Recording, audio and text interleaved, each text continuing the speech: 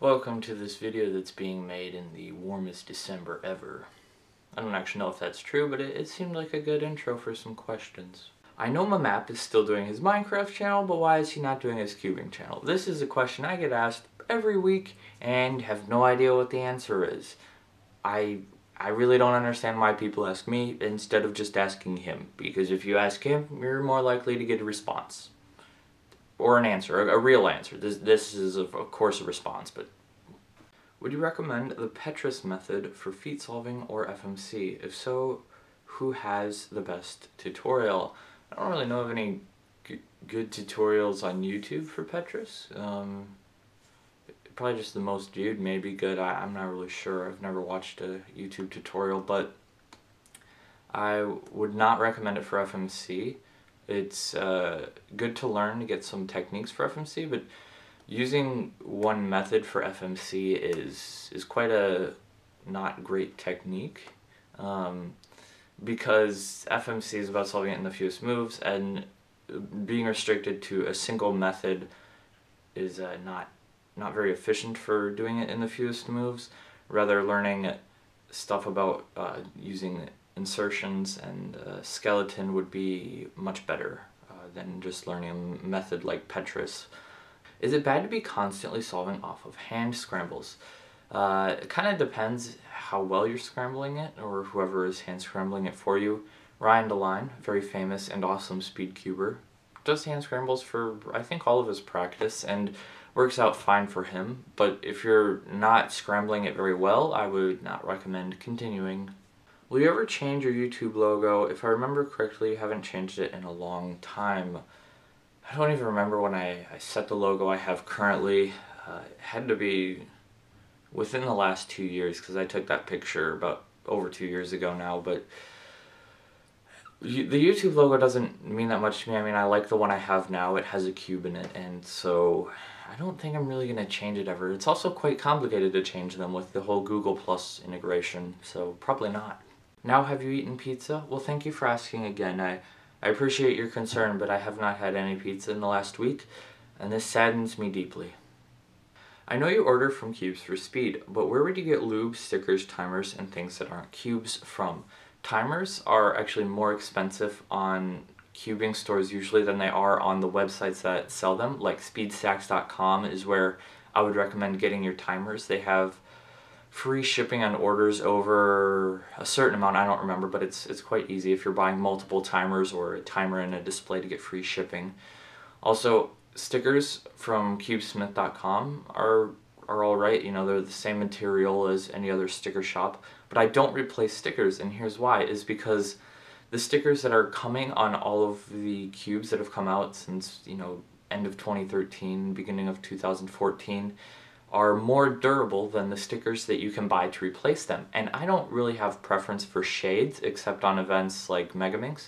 So all of the shades that just come stock are fine for me, and they last so much longer than the ones I could pay extra to replace them with that I simply don't find it necessary. And for anything else, I usually just buy used stuff, or for lube, Traxxas is a good one, and you can get it on Amazon quite inexpensive. What subsets should I learn first for Megaminx after beginner method? Any recommendation on resources? What I did was I just googled Megaminx algorithms, and a bunch of stuff came up, and what I would recommend learning is the corner, just like 2-look OLL and PLL maybe, I don't know, yeah, that's pretty much it. So learning the OLLs where you have the star already orientated and just the corners, some of them are pretty easy, and some of them you could just use 2 algorithms, so technically it'd be 3-look then, but you could use 2 algorithms to solve it quite easily, and those are nice. And then like algorithms for the PLLs, those are cool too. There's most likely going to be a comp in Utah in March. Is there a possibility you would go? Yes, mostly depending on the date in March. If it is later, there's a better chance of me going, because that would be after ski season is pretty much over here, and I really like Utah. I drove through it once and I've always wanted to go back for a competition. So if it happens to be on a good date and is in a good area, there's a chance I'll make it, but we'll have to see once it gets announced. Did you watch the 24-hour live stream record attempt by Roe? If so, what did you think of it? I watched bits and pieces of it because it was quite long, being 24 hours.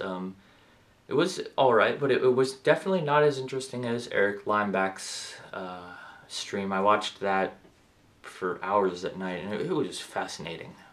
What is better, pizza or pizza? This is one of those which is better questions that I can really get behind. Have you had a cat or dog? No, I've only had reptiles, fish, and amphibians as pets. Does the Baconator one include fries and a drink? It does not, and I don't know why it doesn't. That should really be something Wendy should work on. That would be a good addition to it. What are some tips on becoming very good at many different WCA events? The best trick to becoming good at some of ranks or many different WCA events is only practicing 2 or 3 events at a time and putting all of your practice time into those, and work on events that you know you have the ability to compete in at an upcoming competition, because practicing an event you don't know when you'll be able to compete in next doesn't help you as much. It will help once you are able to compete in it, but it won't help you in the short sense of if you know you have a competition with certain events coming up that you can compete in. So that's what I've done a lot, and why I don't practice 3x3 as much, because I feel my 3x3 is fine. I'm top 1,000, I think I'm 600 or 700 for average or something like that.